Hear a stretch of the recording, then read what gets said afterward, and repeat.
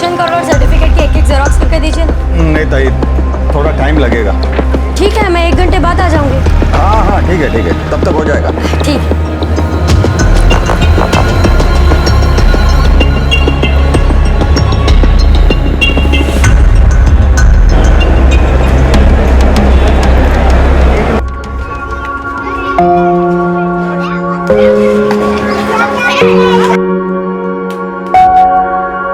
नहीं, nursing bureau, placement agency नहीं, nursing bureau जो घर में नर्स प्रोवाइड करते हो। हाँ जी, ओके। नहीं, आप मोबाइल पे मुझे मैसेज कर दीजिए, मेल मत भेजिए।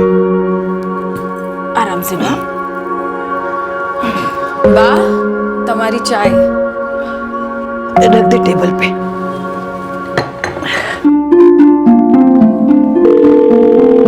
आवेद हेल्थ केयर सर्विसेज। आपको फुल टाइम नर्स चाहिए? जी हाँ, फुल टाइम।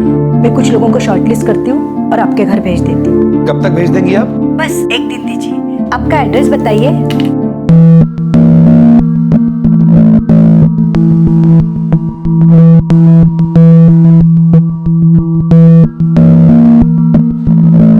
देखो राधिका, हम दोनों वडोदरा में रहते हैं, तुम्हें हमारी बात का पूरा ख्याल रखना होगा। जी बिल्कुल सर, यही तो मेरा काम है। इंजेक्शन ठीक से लगा लेती हो? हाँ मैम, आप मेरा एक्सपीरियंस देखिए, रेफरेंस लेटर साथ में लगे हुए हैं।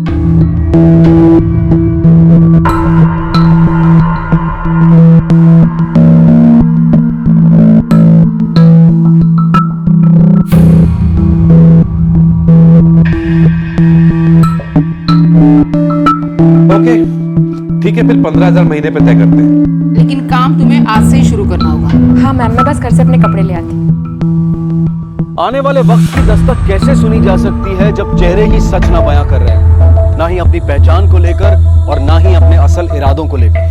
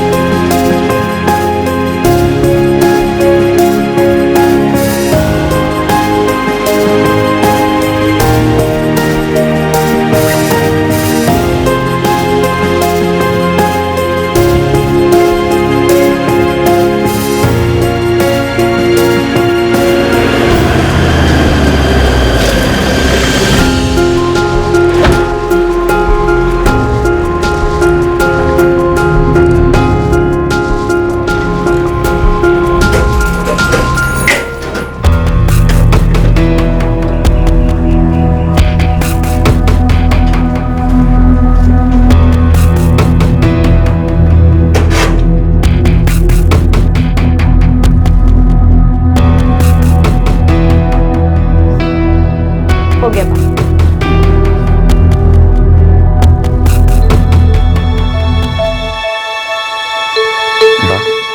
ये राधिका कैसी लड़की है? आपका ठीक से ख्याल तो रखती है ना?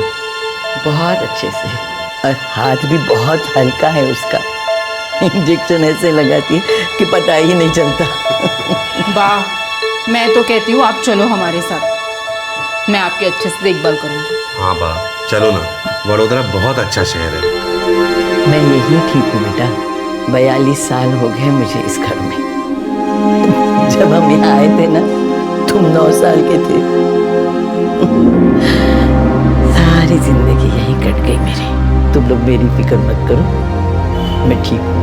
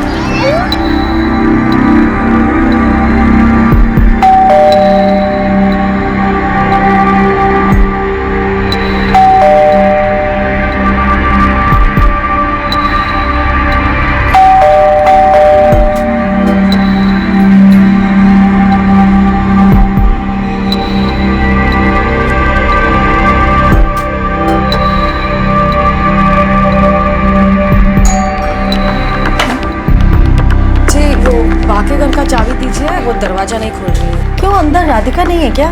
पता नहीं, मैं तो 3-4 बार घंटी बजा चुकी हूँ।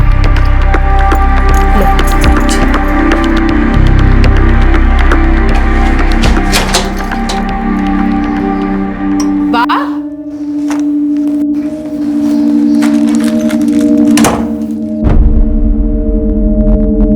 बा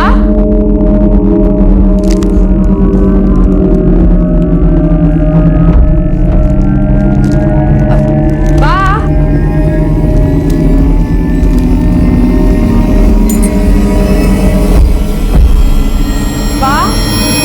अरे बा, ये आप क्या कर रहे हैं? बैठ जाइए, बैठ जाइए। क्या हुआ? कहाँ जा रहे हैं? वो राधिका पता नहीं कहाँ चली गई। मैंने घंटी सुनी थी, मैं उधर ही आने की कोशिश कर रही थी। अच्छा कोई बात नहीं, आप शांत हो जाइए, मैं उसे ढूंढती हूँ। Radhika,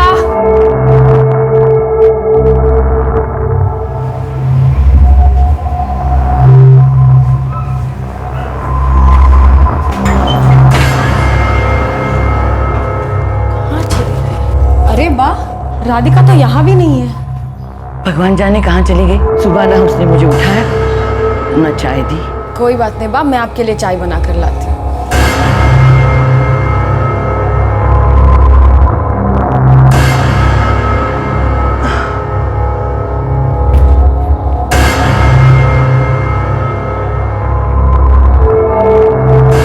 The number you have called is currently switched off.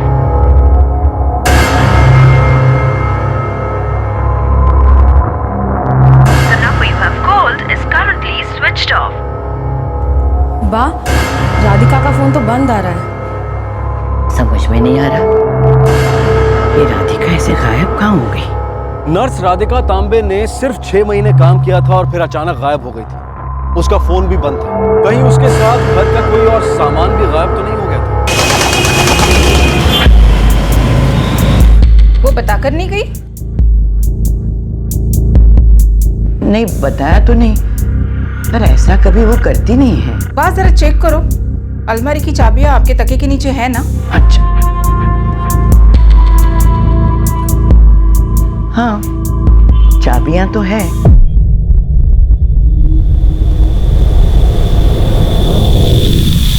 अब अलमारी चेक करो बा।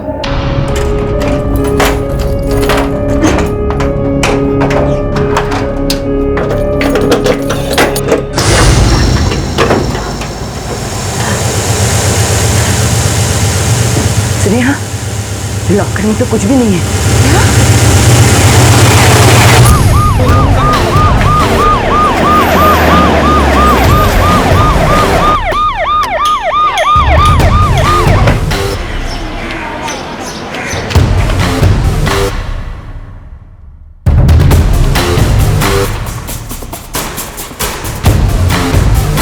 हम लोग परसों आए थे और लॉकर में 5 लाख रख के गए थे।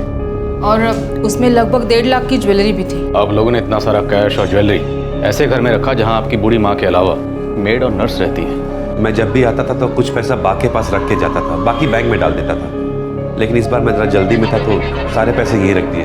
सोचा अगली बार आऊँगा तो बैंक में डाल दूंगा। और लॉकर में कितना कैश था किसी को पता नहीं था, बा को भी नहीं। नर्स राधिका तांबे गायब है, शायद उसको पता था कि लॉकर में क्या है।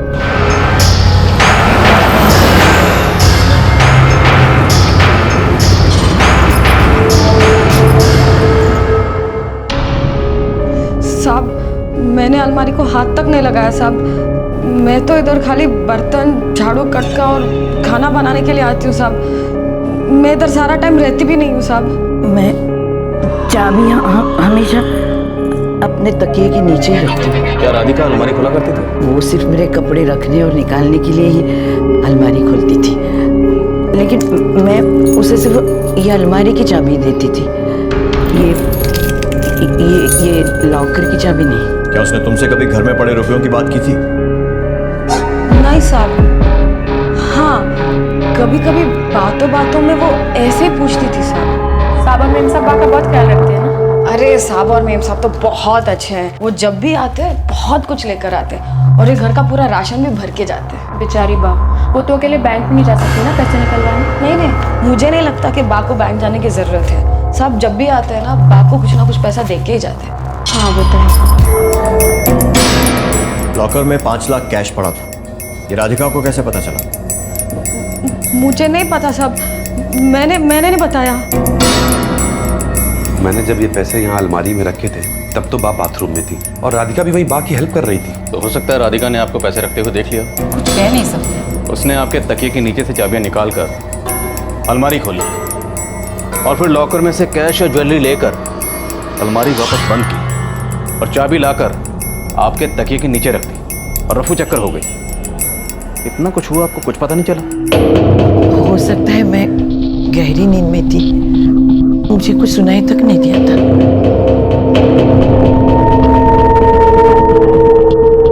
वो आवेद हेल्थ केयर सर्विसेज से आई।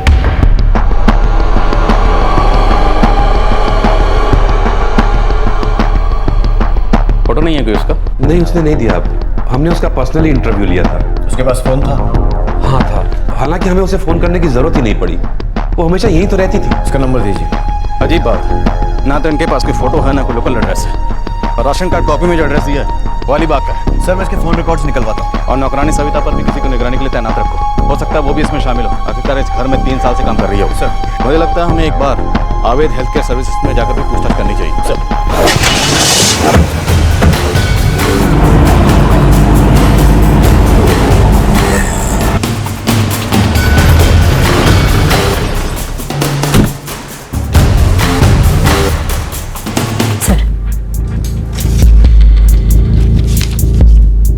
उसके सर्टिफिकेट्स और रेफरेंस लेटर हमारे पास पहले से है। हमें उसका लोकल एड्रेस और फोटो चाहिए। एड्रेस है हमारे पास, लेकिन फोटो नहीं है। क्यों? जी हमारे यहाँ के प्रोसीजर में फोटो की जरूरत नहीं लगती। कैसे जरूरत नहीं पड़ती? आपके पास फोटो होना चाहिए। एनीवेज, उसका लोकल एड्रेस दीजिए।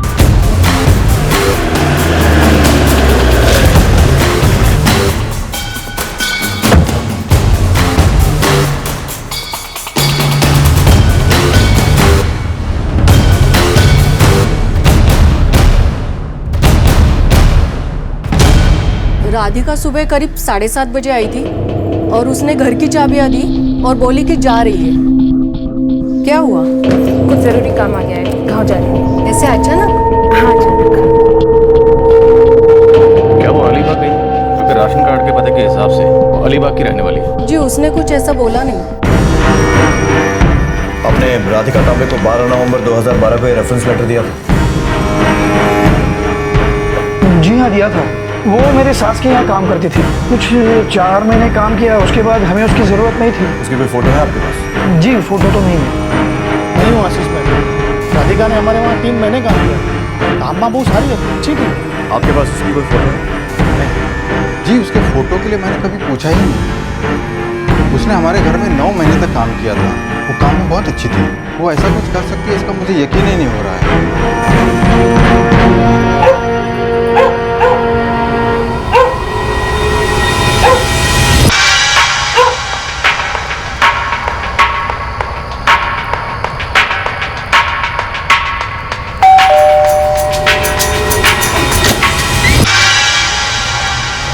दीदी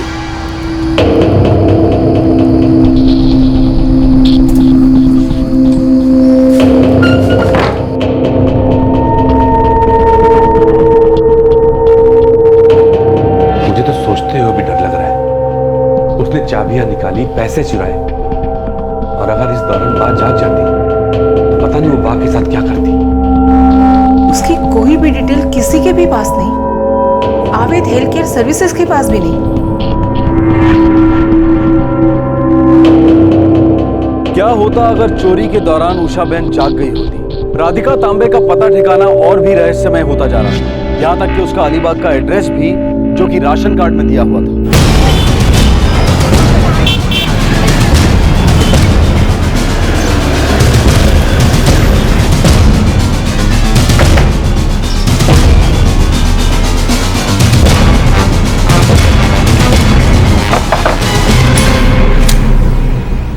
जी राधिका तांबे थी ना वो तो कब की यहाँ से चली गई? कब के मतलब? करीब 2-2.5 साल हो गए। कहाँ शिफ्ट हुई है? उसके पति और बच्चे के साथ पुणे में शिफ्ट हो गई। सर राशन कार्ड में दिया हुआ एड्रेस या तो बहुत पुराना है या फर्जी है। राधिका तांबे के कॉल रिकॉर्ड्स भी मिल गए हैं। 13 अगस्त से उसका फ़ोन बंद है। मतलब वो इसकी तैयारी बहुत पहले से कर रही है। सर, इसका ट्रैक रिकॉर्ड एकदम साफ है, लेकिन हाँ, जिन भी घरों में इसने पहले काम किया है वहाँ पर बुजुर्ग लोग अकेले नहीं रहते थे, परिवार के लोग साथ में रहते थे। और उस मेड सविता पर 2 कांस्टेबल्स लगातार निगरानी रखे हुए हैं। पर सर, लगता नहीं है कि उसका इसमें कोई भी हाथ है, क्योंकि वो बहुत टाइम से एक ही जगह पर अपनी फैमिली के साथ रह रही है। राधिका तांबे ने ऐसे कोई कॉल किया हो जिससे हमें कोई लीड मिल सके? सर, इस बीच उसने 10 या 12 कॉल्स किए हैं। वो सारे नंबर्स हैं हमारे पास। सभी नंबर चेक करो। वो एक सर्टिफाइड नर्स है, मैं नर्स एसोसिएशन में चेक करता हूँ, हो सकता है उनके पास इसका कोई रिकॉर्ड हो।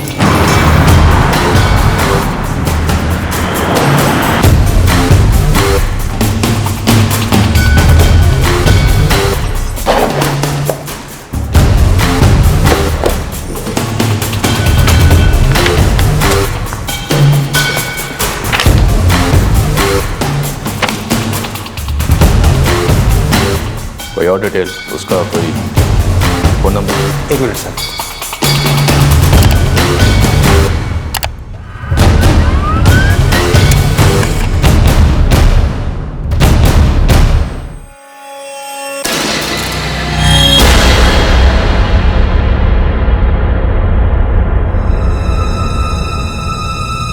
ये तो 40-45 साल की लगती है। Birth of year 1973। जी, ये 3 साल पुरानी फोटो है, उसका नंबर भी है।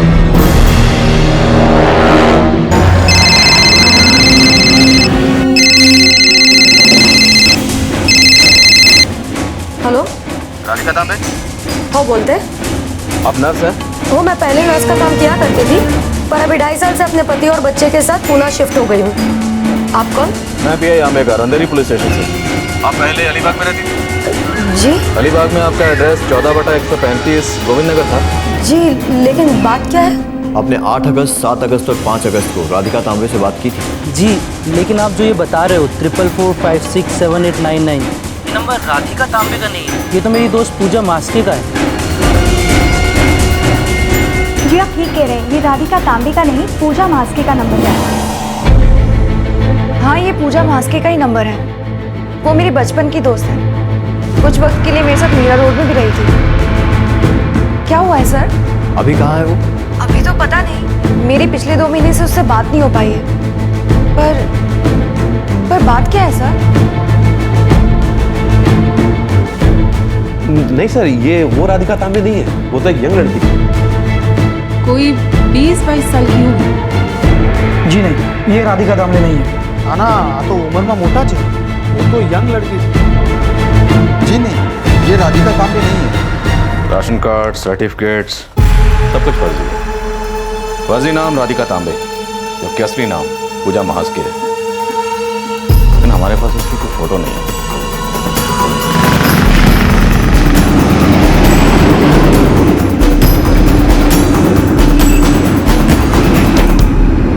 उसने इस धोखाधड़ी और चोरी के काम को बड़ी ही सफाई और शातिर तरीके से अंजाम दिया था।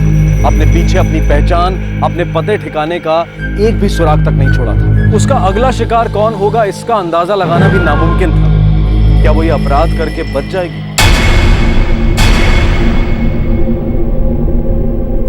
पूजा अलीबाग की नहीं, मुरुड की रहने वाली। मुरुड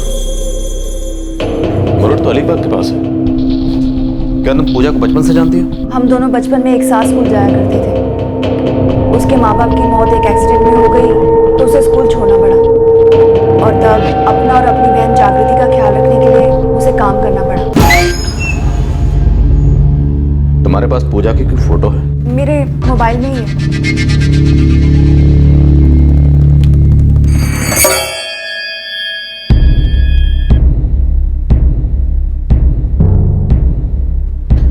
तुम्हारे पास उसका मुरुड का एड्रेस है? जी है मेरे पास। हाँ सर, यही है राधिका तांबे। सर, राधिका तांबे इसका फर्जी नाम है। इसने फर्जी सर्टिफिकेट और फर्जी राशन कार्ड का इस्तेमाल किया। नहीं, मैं इसे नहीं जानती। ये आपके सर्टिफिकेट्स और राशन कार्ड का गलत इस्तेमाल कर रही है। लेकिन ये कैसे हो सकता है? हो सकता है ये वहाँ काम करती हो जहाँ पहले कभी आप काम करती थी। मैं अलीबाग हेल्थ सेंटर में काम करती थी, वहाँ इसे मैंने कभी नहीं देखा। और सर, मुझे कैसे पता होगा कि कोई मेरे नाम का और सर्टिफिकेट का गलत इस्तेमाल करके लोगों को बेवकूफ बना रहा है?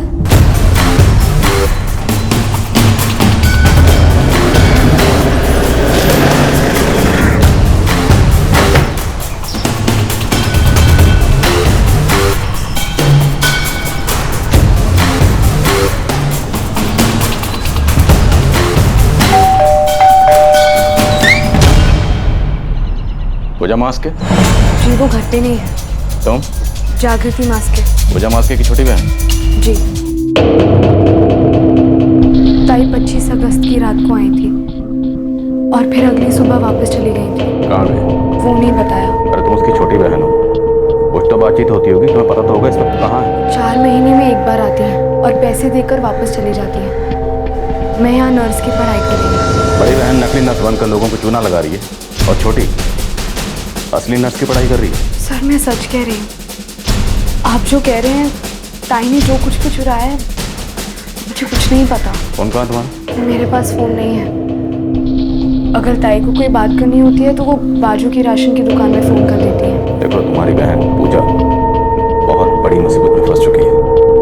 अब अगर तुमने सच नहीं बोला तो तुम भी बहुत बड़ी मुसीबत में फंस सकती हो। सर मुझे सच में नहीं पता ताई कहाँ है। जब से हमारे आई बाबा गए तब से मेरी ताई मेरा सब कुछ है। मुझे नहीं पता वो क्या कर रही है। मुझे यही लगता था कि वो एक नौकरानी का काम करती है। गणेश साहब, इस लड़की पर और इस घर पर 24 घंटे नजर रखो। हो सर।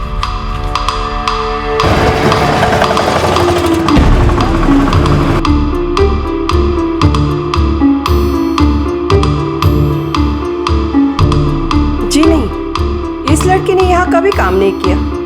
मैं राधिका तांबे को अच्छे से जानती हूँ, लेकिन ये लड़की कभी यहाँ काम पर नहीं थी।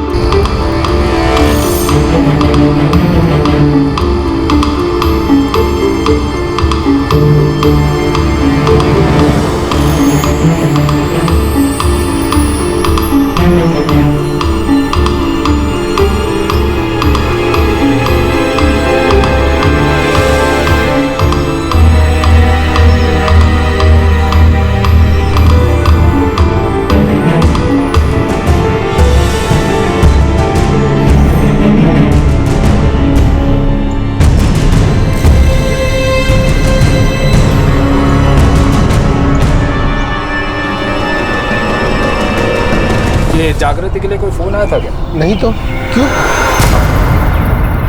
मुंबई पुलिस, अगर फोन आए तो मुझे खबर कर देना। नंबर लिख लीजिए। सर 7 दिन हो गए लेकिन उस लड़की की कुछ खबर नहीं है। हम उसकी बहन जागृति पर लगातार नजर रखे हुए हैं, पर लगता है वो सच में अपनी बहन के टच में नहीं है। तो उसके दोस्तों से पता करो ये पूजा महास के ऐसे कैसे गायब हो सकती है। हो सकता है वो किसी दूसरी स्टेट में जाकर किसी और को निशाना बनाने में लगी। सर मैं सभी पुलिस स्टेशन में अलर्ट भेज दूँ।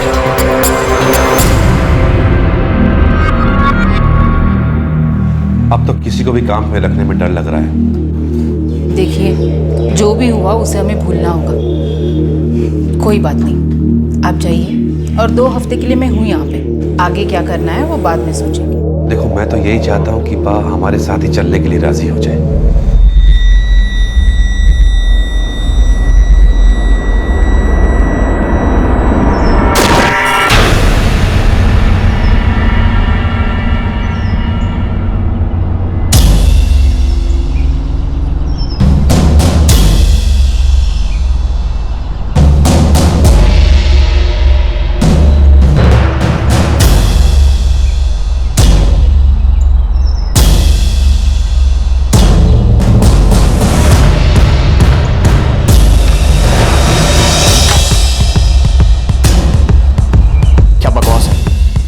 वहां थे फिर भी वो निकल कैसे गई? कल रात को 2 घंटों के लिए मैं घर के जरूरी काम से गया था, शायद उसी वक्त भाग गई। तुमने पड़ोसियों से बात की? किसी को कुछ पता नहीं, मतलब किराए पे रहती थी। गणेश वो एक ही तो लीड थी हमारी।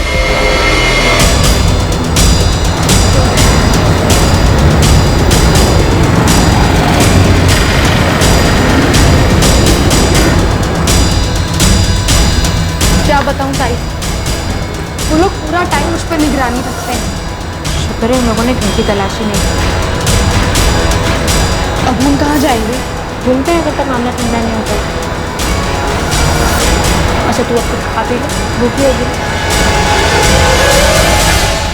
पुलिस के पास जो एकमात्र लीड थी वो भी उनके हाथ से निकल गई थी। फर्जी नर्स पूजा तांबे अब पुलिस की पहुंच के बाहर थी और अगले 3 महीने तक ऐसा लग रहा था कि उस तक पहुंचना अब नामुमकिन था।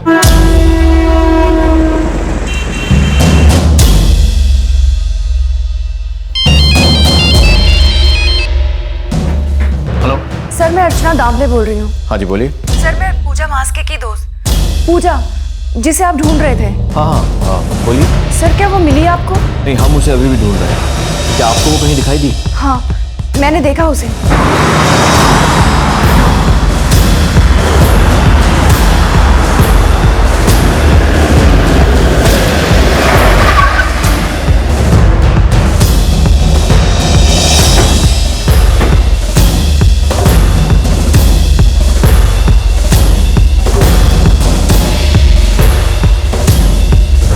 सर, ये वाला घर।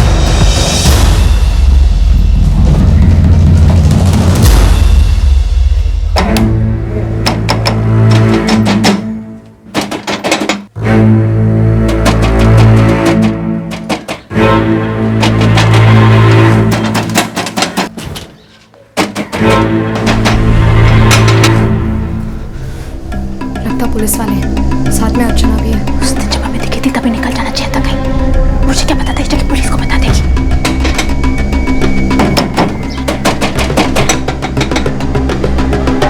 एक काम करो, पीछे जाओ, हो सकता है दरवाजा हो पीछे। जाओ।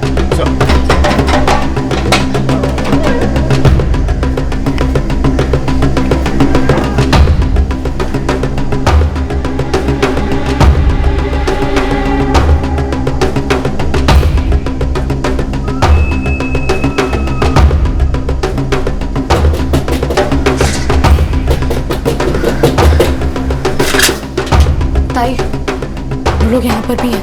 वो लोग मुझे पकड़ने आए हैं ना। मैं एक काम करती हूँ, मैं कहीं भाग जाती हूँ। तो चुपचाप जा, दरवाजा खोल जा। रुको, छोड़ो दरवाजा।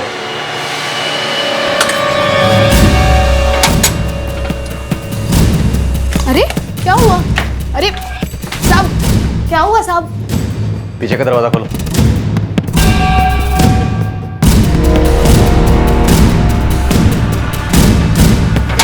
हमारी बहन कहाँ है? वो यहाँ नहीं है, पर साहब मैंने इन दोनों को यहीं देखा था।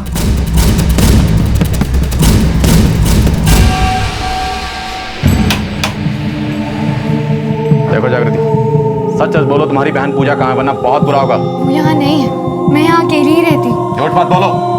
मैं सच कह रही हूँ साहब। झूठ बोल रही है ये। जब मैंने इन दोनों को मार्केट में देखा था, मैंने पीछा किया था इनका साहब, और ये दोनों इसी घर में घुसी थी।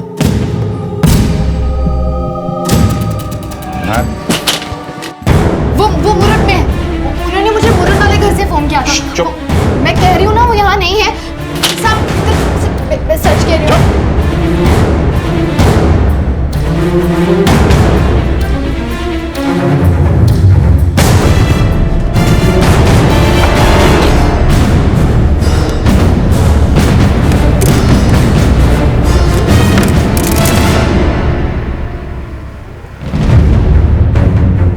सर यहीं है वो।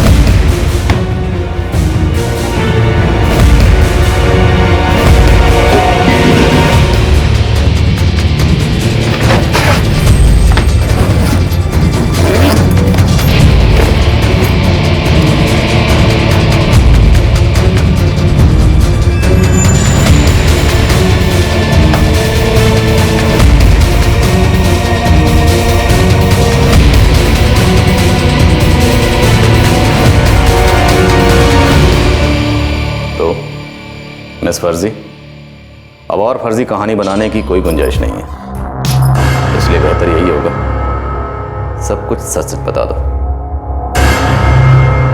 ये रेशन कार्ड और सर्टिफिकेट की एक जेरॉक्स करके दीजिए। थोड़ा टाइम लगेगा। ठीक है, मैं 1 घंटे के बाद आती हूँ।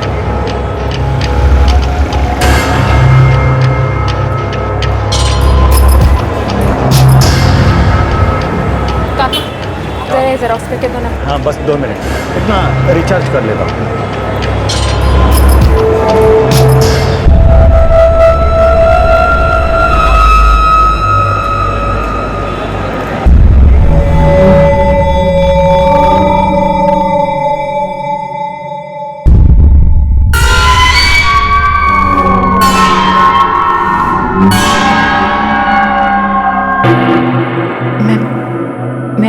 नौकरानी का काम करती थी, घरों में झाड़ू घटका बर्तन वगैरह।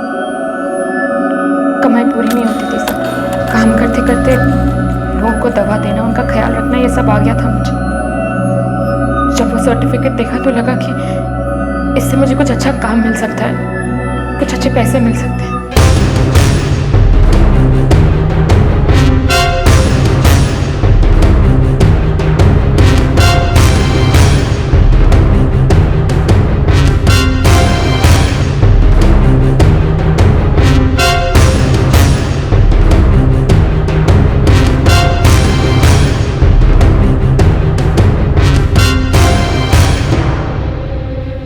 में भी काम कर चुकी थी साहब, वहाँ नर्स को इंजेक्शन देते हुए देखा था, काम करते हुए देखा था।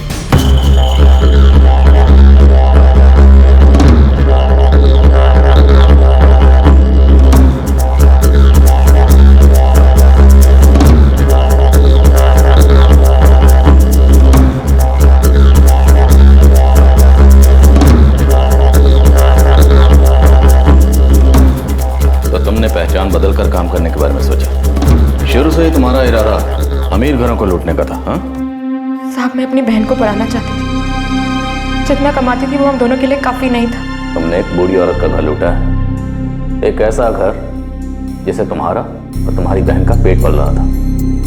अच्छी खासी तनख्वाह दे रहे थे वो लोग तुम्हें। लेकिन साहब, इस शहर में पैसे पूरे ही नहीं पड़ते थे, जितना कमाती थी वो मेरे लिए ही काफी नहीं था, फिर बहन को भी पैसे भेजने पड़ते थे। तुम अपने बुरे हालात का जितना चाहे रोना रो सकती है, लेकिन सच्चाई यह है कि तुम एक चोर हो जिसने मौका मिलते ही हाथ साफ कर दिया।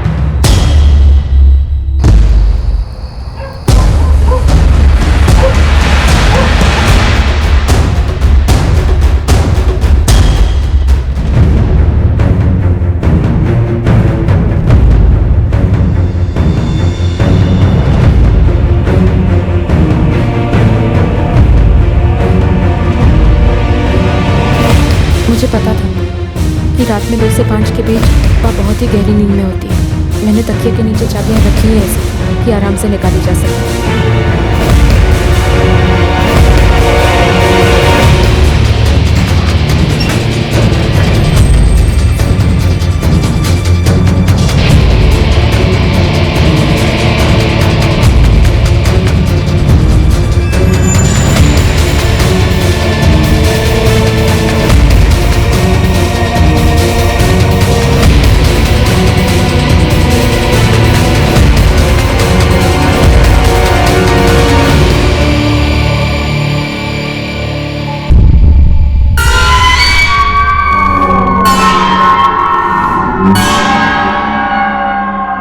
देवा शपथ साहब, मैं ये पैसे सिर्फ और सिर्फ अपनी बहन की पढ़ाई लिखाई में लगाने वाली थी। खुद भी नर्स की पढ़ाई करके सचमुच की नर्स बनना चाहती थी। अब देख लीजिए साहब, उन पैसों में से मैंने बहुत कम पैसे खर्च किए हैं। अब उससे कोई फर्क नहीं पड़ता कि तुमने पैसे कम खर्च किए ज्यादा खर्च किए। तुमने पैसे चोरी किए, तुम एक चोर हो। लेकिन मेरी बहन चोर नहीं है, वो वही करी थी जो मैंने उससे कहा। वो मासूम है साहब, उसे जाने दीजिए। तुमने नकली पहचान बनाने के लिए इतना कुछ किया, एक ऐसा घर ढूंढने के लिए जहां पे तुम चोरी कर सको इतना कुछ किया। क्या जरूरत थी ये सब कुछ करने की? जबकि जहां जहां तुमने काम किया है हमने पता किया, सबने यही कहा कि वो बहुत अच्छी है, बहुत मेहनती है। थोड़ी और मेहनत करती तो जिंदगी में बहुत कुछ हासिल कर सकती थी।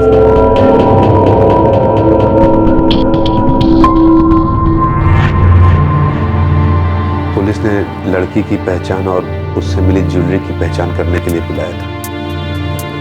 उसका असली नाम पूजा मास्के है। बड़ी शातिर निकली, हम सबको कितने आसानी से बेवकूफ बना गई।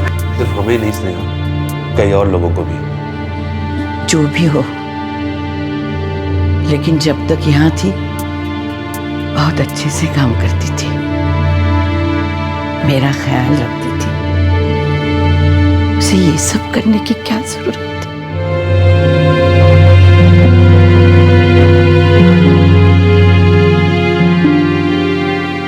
पूजा की बहन जागृति को छोड़ दिया गया है क्योंकि उस पर कोई केस नहीं बन रहा था। पूजा को आईपीसी की धारा 381 यानी क्लर्क या नौकर द्वारा अपने मालिक की संपत्ति चुराने के तहत और 419 यानी किसी और की आइडेंटिटी को अपनाकर किसी को धोखा देने के तहत अरेस्ट किया गया है। चार्जशीट फाइल की जा चुकी है और पूजा अभी जमानत पर बाहर है।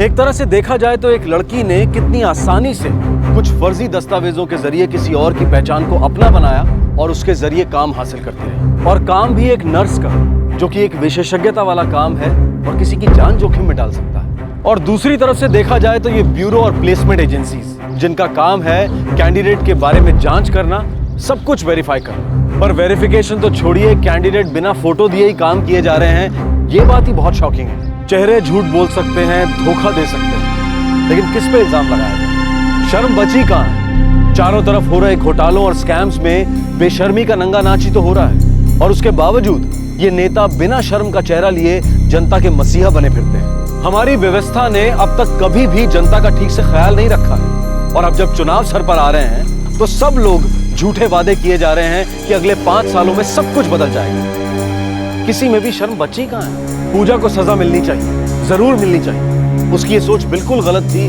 कि अपराध करके बचा जा सकता है। जुर्म कभी फायदेमंद साबित नहीं होता, क्राइम नेवर पेस, और एक आम नागरिक के लिए तो कभी नहीं होता, कभी भी नहीं। सच तो यह है कि पूजा एक होनहार जवान लड़की है। वो अपने नाम पर ही मेहनत करके बहुत कुछ हासिल कर सकती है। उसे फर्जी पहचान अपनाने की कोई जरूरत नहीं। हमारे आज के एपिसोड की दूसरी कहानी। जल्दी चलो बेटा, स्कूल बस आने का टाइम हो गया। अच्छा, लंच पूरा खत्म करना, ठीक है?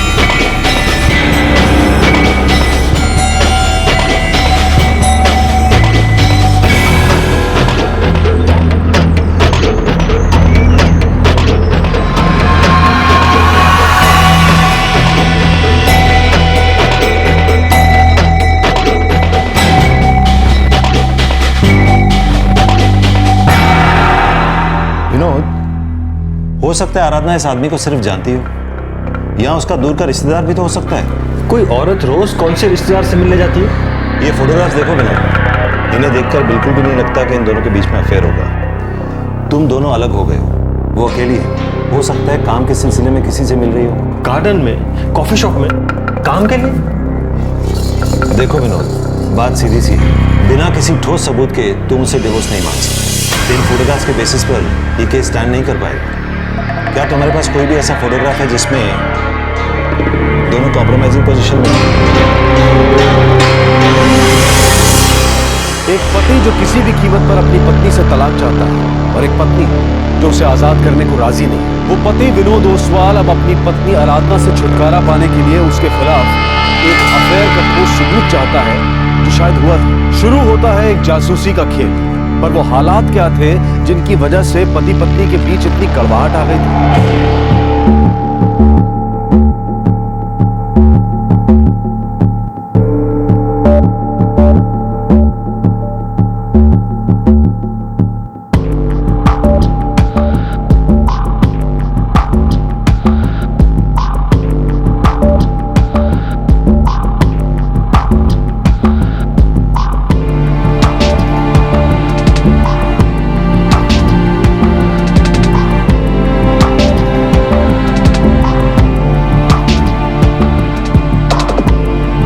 यशवंत जी, आराधना हमें पसंद है। अगर आप लोगों की तरफ से भी हाँ है तो हम चाहते हैं कि ये मंगनी जल्द से जल्द हो जाए ताकि हम लोग शादी की तैयारी शुरू कर सकें। जी हमें भी ये रिश्ता मंजूर है। मैं जल्दी ही पंडित जी से मिलकर मुहूर्त निकलवाता हूँ।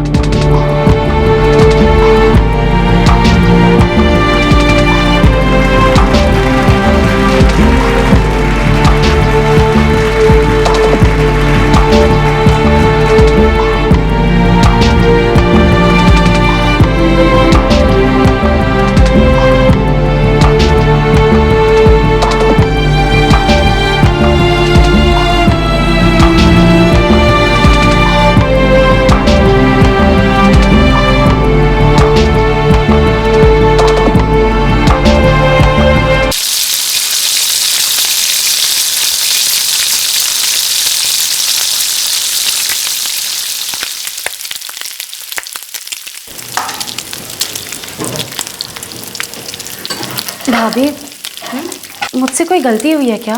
नहीं तो क्यों? आज मैंने मम्मी जी को प्रणाम किया तो उन्होंने कोई जवाब ही नहीं दिया। तो मुझसे किसी बात पे नाराज हैं क्या?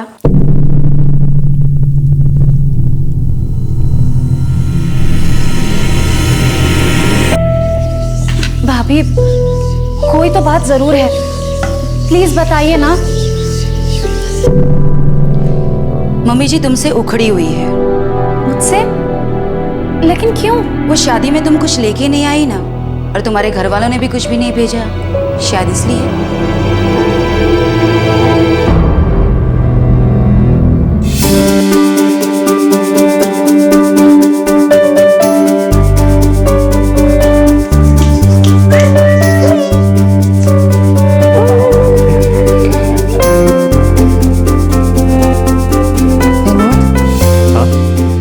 मम्मी जी नहीं आई? वो उनकी तबीयत ठीक नहीं है।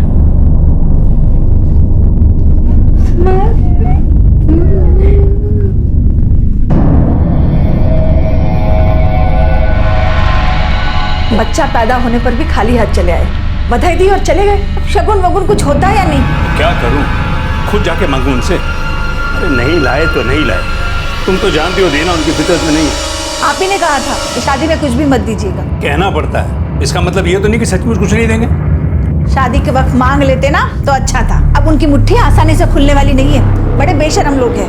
तुम चाहती क्या हो मुझसे? उनसे कहो कुछ और नहीं, कम से कम रीति रिवाजों की तो कदर करे। अच्छा होगा ये सारी बातें तुम्हें करो।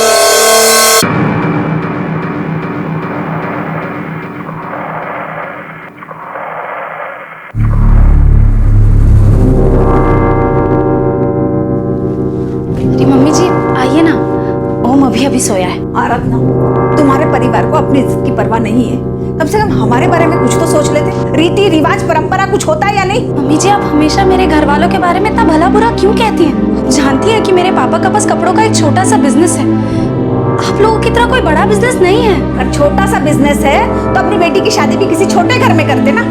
अपनी बेटी की शादी अगर उन्हें बड़े घर में करनी थी तो बड़े घर के रीत रिवाज भी उन्हें समझ लेने चाहिए थे। और फिर शादी ब्याह में पैसा ना हो तो कौन सा ऐसा बाप है जो कर्जा नहीं लेता? लेकिन इनसे तो चवन्नी निकलवाना भी मुश्किल है। तुम्हें पता है मेरे भाभी की शादी में रूपाली के घर वालों ने क्या क्या दिया था? रूपाली भाभी अपने साथ इतना सब इसलिए लेके आई थी क्योंकि उनके परिवार की हैसियत थी। बात हैसियत की नहीं, नीयत की है। तुम्हारे परिवार ने हमारी शराफत का फायदा उठाया। उन्होंने सोचा सामने वालों ने कुछ मांगा नहीं है तो हमें भी कुछ देने की जरूरत नहीं है। पर अब ऐसा नहीं चलेगा। तुम अपने बाबूजी से जाके बात करो।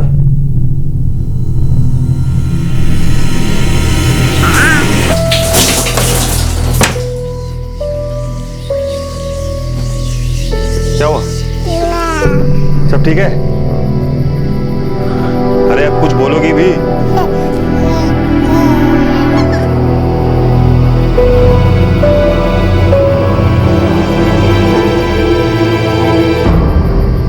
वैसे माँ कुछ गलत तो नहीं कर रही। भैया की शादी में रूपाली भाभी के घर वालों ने दिल खोल के दिया और तुम्हारे घर वालों ने कुछ भी नहीं दिया। ये बात है तो सच ही।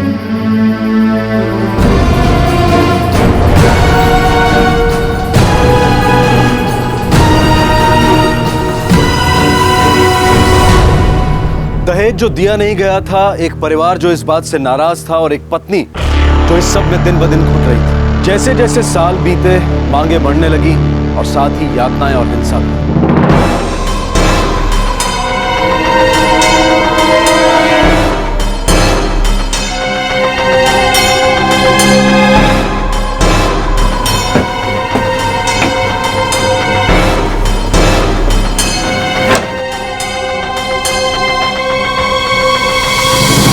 विनोद बेटा, मुझे तुमसे जरूरी बात करनी है। जी बाबा, मैं आता हूँ। देख बेटा, मैं जानता हूँ आजकल तुम बहुत परेशान हो, पर तू ही सोच, हर शादी ब्याह में रीति रिवाज होते हैं जो तेरी शादी में नहीं निभाएगा। अब लेन देन तो हर शादी में होता है कि नहीं?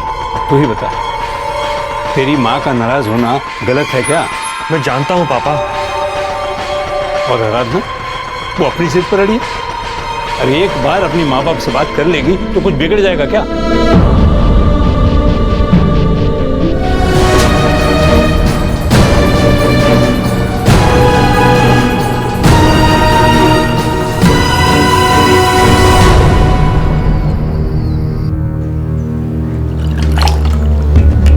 तुम अपने घर वालों से बात क्यों नहीं करती? तुम्हारे पास और कोई चारा भी नहीं है। अब ये घर तुम्हारा भी है। यहाँ खुशी खुशी रहना है तो जैसा मम्मी जी कहती है वही करो। आराधना, अपने पापा से एक बार बात करके तो देखो, कब तक तुम जिद पे अड़ी रहोगी? मम्मी कहाँ तुमसे कुछ ज्यादा मांग रही है?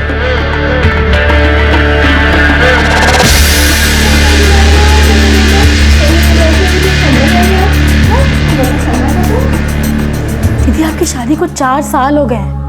4 साल, और अब तक वो लोग आपको इस बात को लेकर तंग कर रहे हैं। हाँ श्रुति, और अब तो विनोद भी उनके साथ हो गए। दीदी चलो, मम्मी पापा से बात करते हो, सब कुछ बता देते हैं। नहीं, मैं मम्मी पापा को परेशान नहीं करना चाहती हूँ। वापस जाके क्या बोलोगी? पता नहीं, बस मैं मम्मी पापा को तंग नहीं करूँगी।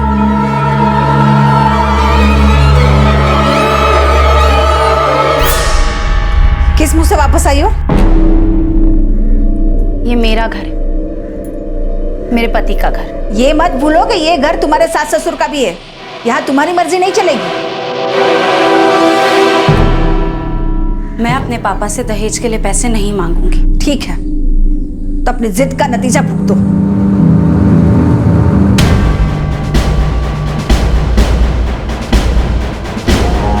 क्यों नहीं बात कर सकती तू अपने पापा से?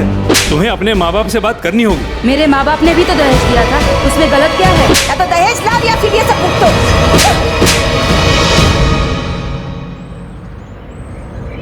यकीन नहीं होता कि जिया जी ये सब कैसे कर सकते हैं।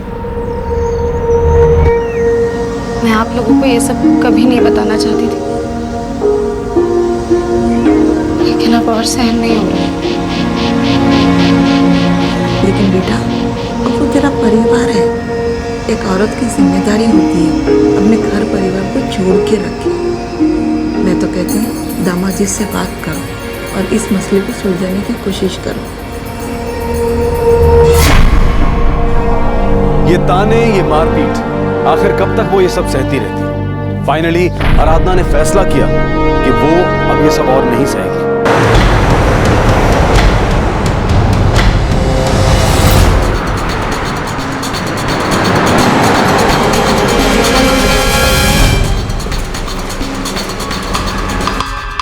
पहले तो वो लोग बस ताने मारते थे, लेकिन फिर कड़वाहट और बढ़ी और बात मारपीट तक पहुंच गई। आपके पति विनोद, वो आपका साथ नहीं देते? मेरी सास ने उन्हें भी ये यकीन दिला दिया है कि वो जो कर रही है वो बिल्कुल सही। और अब विनोद को भी ऐसा लगने लगा है कि दहेज मांगने में कोई बुराई नहीं। वो मुझे मारते हैं और कहते हैं कि जाओ अपने घर से दहेज ले आओ। के साथ साथ उनके बड़े भाई भाभी ओसवाल, भाभी रूपाली ओसवाल और पिता नारायण ओसवाल, इन सब ने मिलकर मेरी जिंदगी नरक बना दी है। इनकी शिकायत ले लो, एफआईआर दर्ज करो।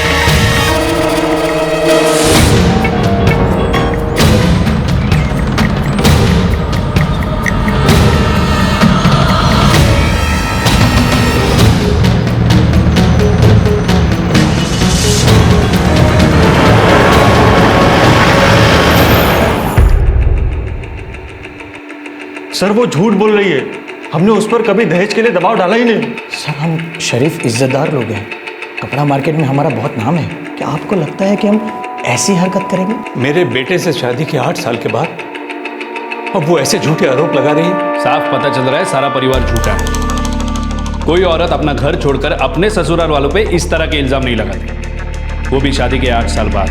बात बर्दाश्त के हद से पार गई होगी, तभी वो पुलिस स्टेशन आई होगी। पर हमने कभी किसी ने उसे मारा नहीं। और दहेज, उसके बारे में कभी बात नहीं हुई? वो मम्मी जी कभी कभार बात। इतना काफी है, धन्यवाद। मतलब कि 1-2 बार मैंने बात उठाई थी, मतलब सिर्फ कहा था, उस पर कभी दबाव नहीं डाला और ना ही उसे मारा पीटा। 8 साल तक आप सिर्फ बात कर रही थी? यूं ही बातों बातों में जिक्र किया था कि मेरी बड़ी बहू दहेज लाई थी और वो नहीं। आपको जरा भी अंदाजा है? आपका इस तरह से उसके साथ दहेज के बारे में बात करना सेक्शन 498A के तहत दहेज के लिए सताना माना जाता है। पर हमने उसे कभी सताया नहीं। ये आप कैसे कह सकते हैं? आपका बार बार पूछना, सारे परिवार का एक ही बात को बार बार पूछना, क्या ये सताना नहीं हुआ? वो हमारे घर की बहू है, तो उसे और उसके परिवार को परंपरा और रीति रिवाजों की इज्जत रखनी चाहिए ना। मतलब आपने दहेज मांगा था? हाँ। आराधना, क्या अपने सास ससुर को जेल भिजवा कर तुम्हारी गृहस्थी सुधर जाएगी? मम्मी मैं उस घर में कभी वापस नहीं जाऊंगी। लेकिन बेटा हमसे मशवरा तो कर लेती, बहुत जल्दबाजी की तो। देखो बेटा ये घर का मामला है, इसे घर में ही रहना चाहिए। पापा मेरे पास और कोई रास्ता नहीं था। आप नहीं जानते मैंने वहाँ कैसे दिन गुजारे, हर रोज की गालियाँ, मारपीट। मैंने बहुत सोच समझ के फैसला किया है पापा, और मुझे नहीं लगता कि मैंने कुछ भी गलत किया। मैं किसी हाल में उस घर वापस नहीं जाऊंगी और ना ही उनकी ज्यादतियां सहूंगी। उन्हें भी पता चलना चाहिए कि दिन रात सताए जाना कैसा होता है।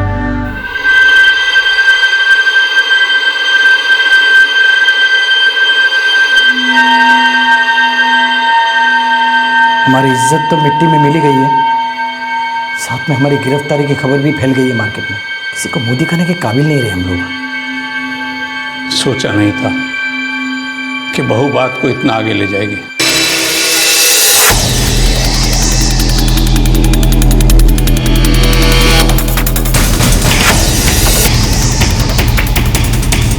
मैंने जमानत की अर्जी कर दी है, कल तक आप लोग की बेल हो जाएगी। फिर आप लोग को केस वापस लेने के लिए आराधना को मनाना होगा, वरना ये केस कोर्ट में लंबा चलेगा।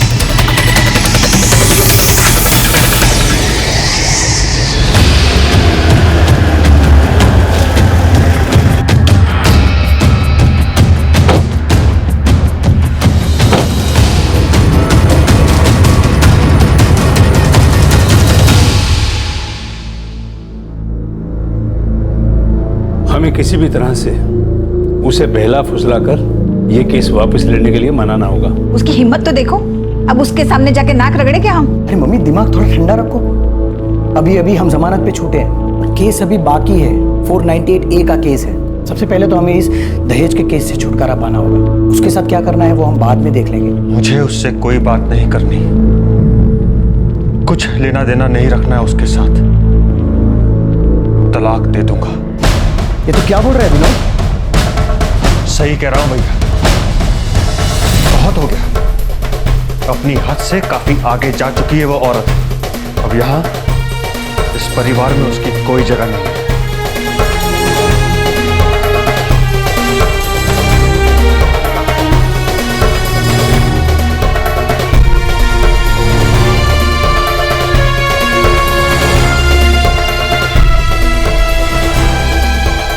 विनोद ने डाइवोर्स पेपर भेजा।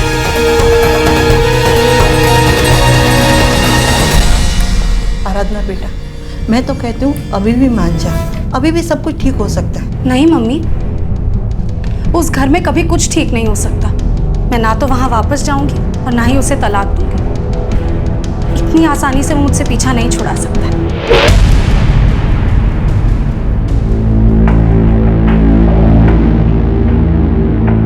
मैडम, मेरी क्लाइंट आराधना ओसवाल को ये तलाक मंजूर नहीं है। वो पहले ही अपने पति विनोद ओसवाल पे डाउरी हैरेसमेंट का केस दर्ज कर चुकी है। उसके बाद ये डिवोर्स की बात उठी। इस केस की अगली डेट अब नवंबर में होगी। तब तक आई होप आप दोनों आपसी रजामंदी से कोई समाधान ढूंढ लेंगे।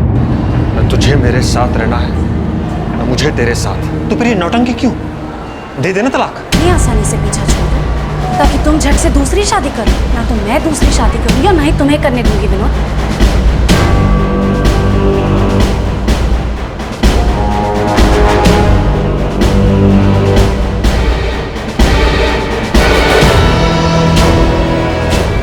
एक्स्ट्रा मैरिटल अफेयर साबित करना पड़ेगा विनोद, तब जाके डिवोर्स मिलेगा। उन तस्वीरों में आराधना के साथ नजर आ रहा वो आदमी था कौन? क्या आराधना का कोई अवैध संबंध था जिसके बारे में विनोद को पता चल गया था? क्या ये संबंध तभी काम हो गया था जब आराधना और विनोद साथ में रहते थे, या फिर दोनों के अलग हो जाने के बाद आराधना की जिंदगी में ये नया आदमी आया था? ये थोड़ी अजीब बात थी कि तलाक का नोटिस मिलने के 1 महीने बाद ही आराधना की जिंदगी में प्यार लौट आया था। मम्मी, हम कब घर जाएंगे और कब पापा से मिलेंगे? पता नहीं हो, थोड़ा वक्त लगेगा, या फिर शायद हम कभी वापस वहां नहीं जाएंगे। पर मैं हूं ना, तुम्हारी मम्मी और पापा दोनों।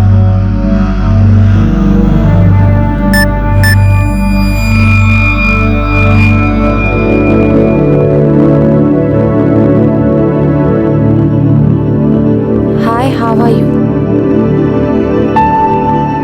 Bye mamma.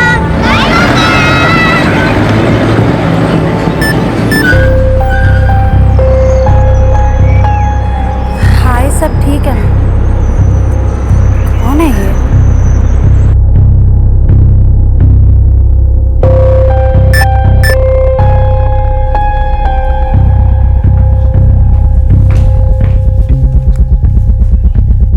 Hope things are all right. Sorry, मैं आपको नहीं जानती।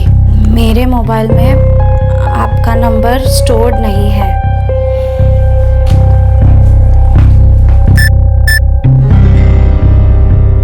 आप मुझे नहीं जानती, मेरा नाम कपिल है। आपसे बस दोस्ती करना चाहता हूँ। मैं आपसे क्यों दोस्ती करूँगी और आप मुझे कैसे जानते हैं? मैं आपको नहीं जानता, चलो एक दूसरे को जान लेते हैं। मैं अजनबियों से बात नहीं करती।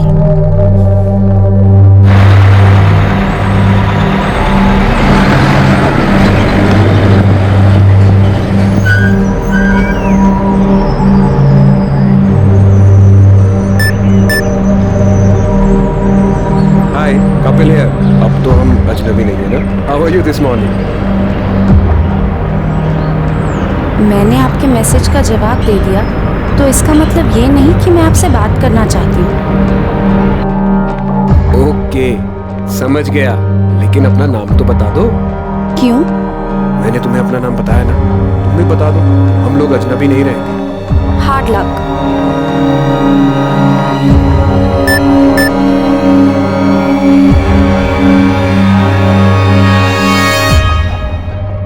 हो सकता है गोल्डन चांस हो। सॉरी, तुम गलत जगह ट्राई करी। मैं औरत नहीं, आदमी हूँ।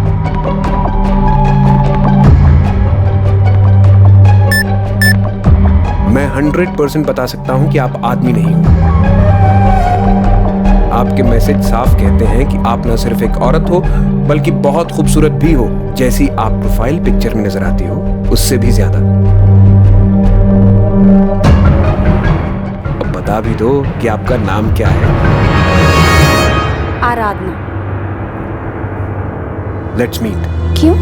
कम से कम ये तो पता चले कि हम दोनों दिखते कैसे हैं। Sorry, I am not interested. Interest नहीं है तो क्या हुआ, एक बार मिल तो सकते हैं। अब तो हम दोनों दोस्त हैं ना। तुम चाहते क्या हो? पता नहीं, ये सब मिलने के बाद सोचें। कल हैंगआउट में एमजी रोड के पास, मैं जानता हूं तुम आओगी। 2:30 बजे मैं इंतजार करूंगा। Hard luck. Remember what I said? Chance, golden chance भी हो सकता है।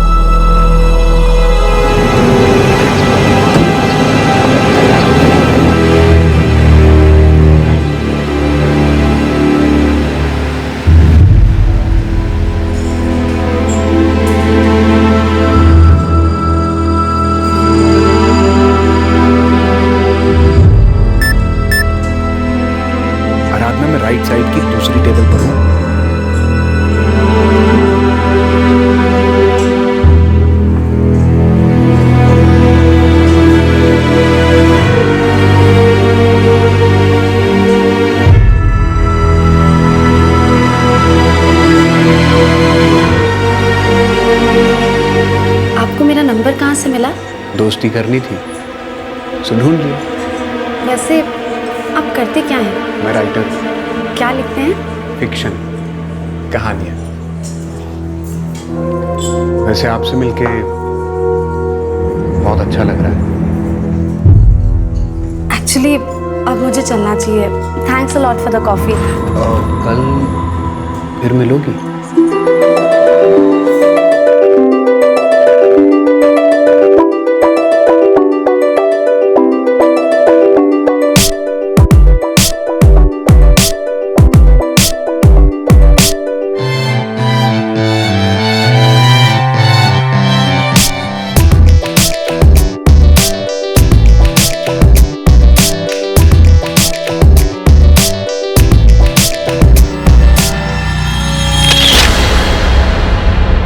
बात से बेखबर थे कि कोई उनका पीछा कर रहा था और उनकी नजदीकियों को तस्वीरों में कैद कर रहा था। आराधना का पति विनोद उसे एक ठोस सबूत का इंतजार कर रहा था जो उसे जल्द से जल्द तलाक दिलवा सके। लेकिन दूसरी तरफ आराधना भी अपने फैसले को बदलने के बारे में सोच रही थी।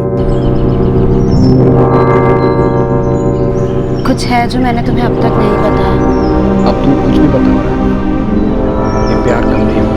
अब कोई सच ऐसा नहीं जो मुझे तुमसे दूर कर सके। ऐसा कुछ भी नहीं जो मुझे तुमसे शादी करने से रोके। बोलो ना आराधना, मुझे कोई फर्क नहीं पड़ेगा। कपिल, मेरा एक 8 साल का बेटा है। मेरे पति मुझे तलाक देना चाहते हैं। मैं चाहती थी कि तुम्हें सब सच सच बता दूं ताकि कल को तुम्हें ऐसा ना लगे कि मैंने तुम्हें चीट किया। मैं भी तुम्हारी तरह शादीशुदा हूं। मैंने पहले तुमसे ये बात नहीं बताई, मैं डर रहा था। मैं अपनी बीवी से अलग हो चुका हूँ। हमारी एक बेटी है, वो लखनऊ में रहती है। मैं अपनी बीवी से डिवोर्स लेने वाला हूँ। हम दोनों एक ही कश्ती में सवार हैं। हम दोनों मिलकर सारी मुश्किलों का सामना कर लेंगे।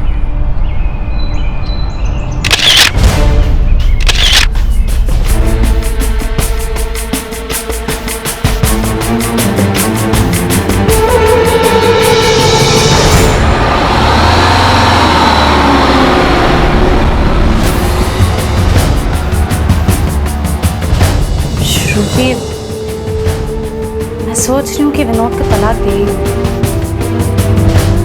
हाँ दीदी, मैं भी यही चाहती हूँ। क्या फायदा अपने आप को इतना परेशान करने से? अब मैं कोर्ट की अगली हियरिंग में कह दूंगी कि मैंने अपना फैसला बदल लिया।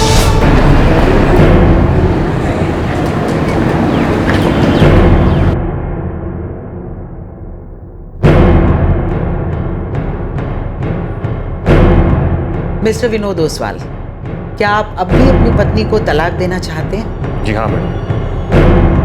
क्या आप लोगों में इस बारे में कोई आपसी समझौता हुआ है? मैडम, मेरे client mister Vinod Oswal missus Aradhana Oswal के खिलाफ एक्स्ट्रा मैरिटल रिलेशनशिप के चार्जेस फाइल कर दें। इस बिना पर आगे कोई भी समझौता किए बिना मेरे क्लाइंट अपनी पत्नी से जल्द तलाक चाहते हैं। मिस्टर विनोद ओसवाल, आप अपनी पत्नी पर एक्स्ट्रा मैरिटल रिलेशनशिप यानी अवैध संबंध रखने का आरोप लगा रहे हैं। हमारे पास सबूत है मैडम।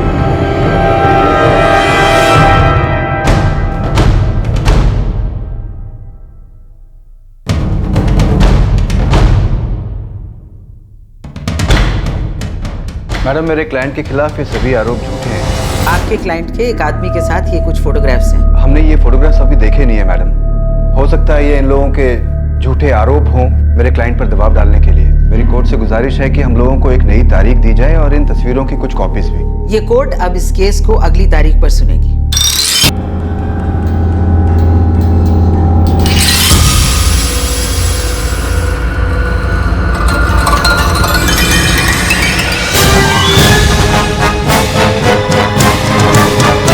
आपने मुझे इस बारे में पहले कुछ बताया क्यों नहीं? ये सब कुछ डिवोर्स पिटीशन फाइल होने के बहुत बाद हुआ। बल्कि आज तो मैं ये फैसला करके आई थी कि विनोद को तलाक देने के लिए हाँ कह दूंगी ताकि मैं भी अपनी जिंदगी में आगे बढ़ सकूं। विनोद को पता है कि आपको कोई और मिल गया है? ये आदमी है कौन और विनोद को इस बारे में कैसे पता चला?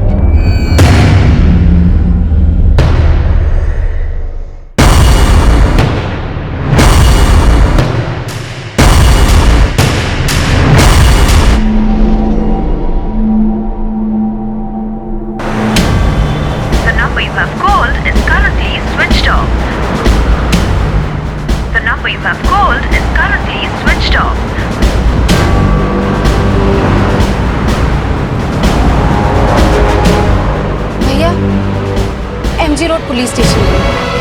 अब मुझे समझ आ रहा है कि ये सब मुझे फंसाने के लिए किया गया। मैं हैरान थी कि उसे मेरा नंबर कहाँ से मिला, लेकिन मैं जज्बाती हो गई थी। शायद एक रिश्ते की निराशा ने एक नए रिश्ते की उम्मीद बढ़ा दी थी। पर अब समझ में आ रहा है कि मुझ पर सिर्फ नजर रखी जा रही थी। मुझे पूरा यकीन है कि वो कपिल भी इस सब में शामिल था। ये सब उस विनोद की घटिया चाल है।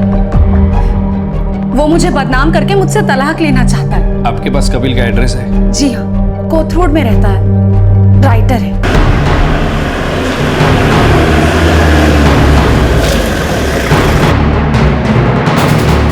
ये फ्लैट हमने कपिल यादव को किराए पर दिया था, पर 2 हफ्ते पहले वो चला गया। कुछ पता है कहाँ गया है? जी नहीं, कुछ बता के नहीं गया। वो एक राइटर था?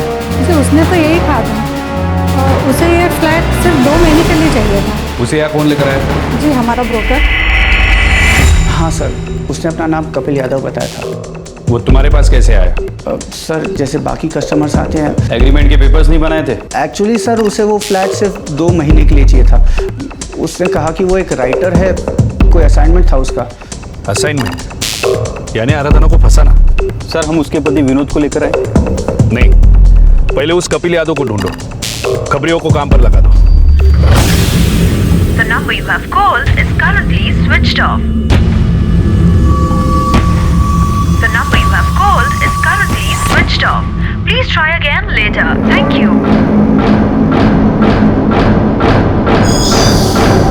है कौन ये कपिल यादव? छोटी मोटी जासूसी करता है, ऑफिस भी नहीं है कहीं। हाँ, अखबार में इसका इश्तिहार जरूर निकलता है। इस वक्त कहाँ मिलेगा?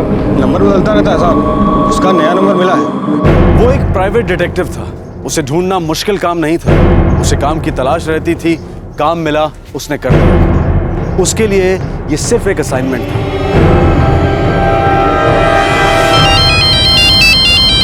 हेलो, कपिल यादव? जी हाँ, बोल रहा हूँ। आप कौन? मैं सतीश गोयल बोल रहा हूँ। मुझे मेरे बिजनेस पार्टनर के बारे में इंफॉर्मेशन चाहिए। क्या पता करना है? मुझे ऐसा शक है कि वो हमारे बिजनेस राइवल से जाकर मिला हुआ है। आप प्राइवेट डिटेक्टिव हो? जी हाँ। उस पर नजर रखनी है, पक्का सबूत चाहिए। जी हो जाएगा, लेकिन उससे पहले हमें मिलकर बात करनी होगी। मेरे ऑफिस तो मैं नहीं बुला सकता। आप बताओ कहाँ मिल सकते हैं? आज शाम बानेर से आगे हाईवे के पास जो कश्मीर पंजाब ढाबा है, वहाँ 4 बजे। ठीक है, ठीक 4 बजे मैं पहुंच जाऊँ।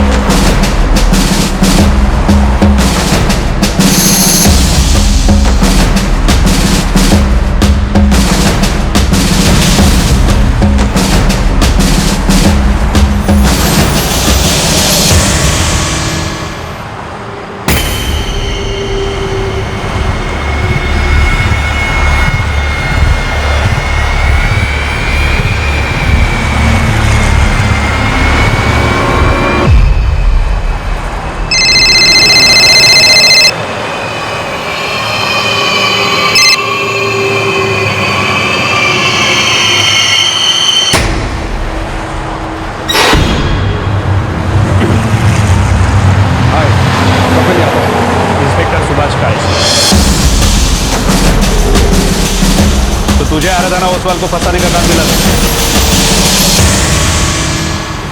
चल बोल। सर, मैं प्राइवेट डिटेक्टिव हूँ। मैं अपना काम कर रहा था। जो किया वो काम था या कांड? सर, मुझे विनोद ओसवाल ने इस काम को करने के पैसे दिए थे।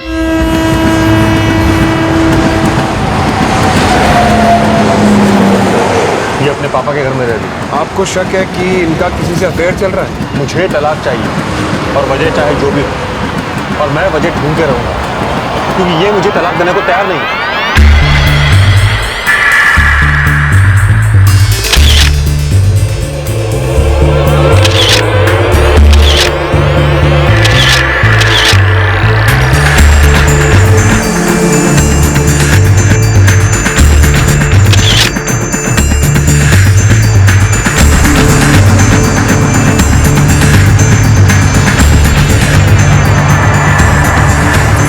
दीदी का कोई अफेयर नहीं है।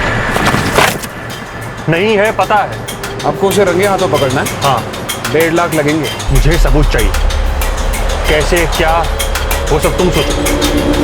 काम करोगे तो 1.5 लाख रुपये। अब से आप मुझे फोन मत करो, मेरा असिस्टेंट निकुंज आपके टच में रहेगा।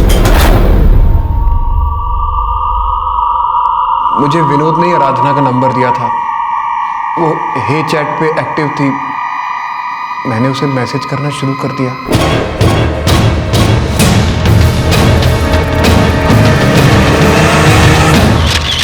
यहाँ तो आराधना को फंसा रहा था और वहां तेरा असिस्टेंट निकुंज तुम दोनों के फोटोग्राफ्स ले रहा था।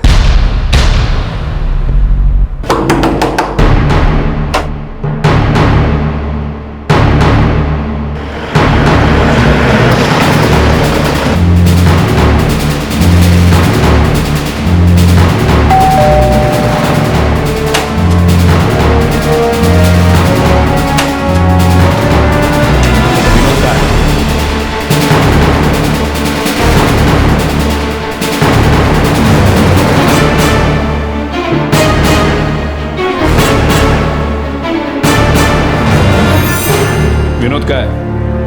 सर वो किसी काम से शहर से बाहर गया होगा। कहा? बता के तो गया होगा।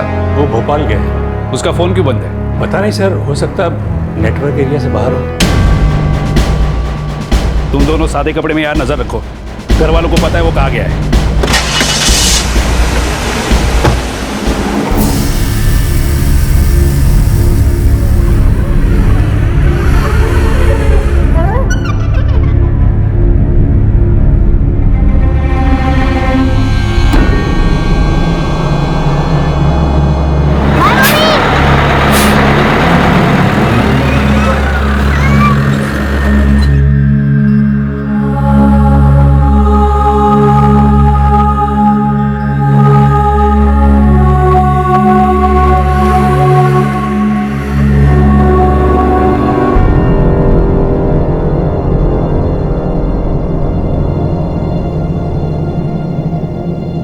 प्राइवेट डिटेक्टिव कपिल यादव और उसका असिस्टेंट निकुंज इस वक्त न्यायिक हिरासत में है। विनोद ओसवाल अब तक फरार है और पुलिस उसकी तलाश में है। तस्वीरों को देखकर आराधना को गहरा सदमा लगा था। उसके साथ जो कुछ भी हुआ वो अब तक उसके सदमे में है। एक अजीब तरीके से शुरू हुआ यह संबंध दरअसल उसके पति की उसे फंसाने की एक घिनौनी साजिश थी।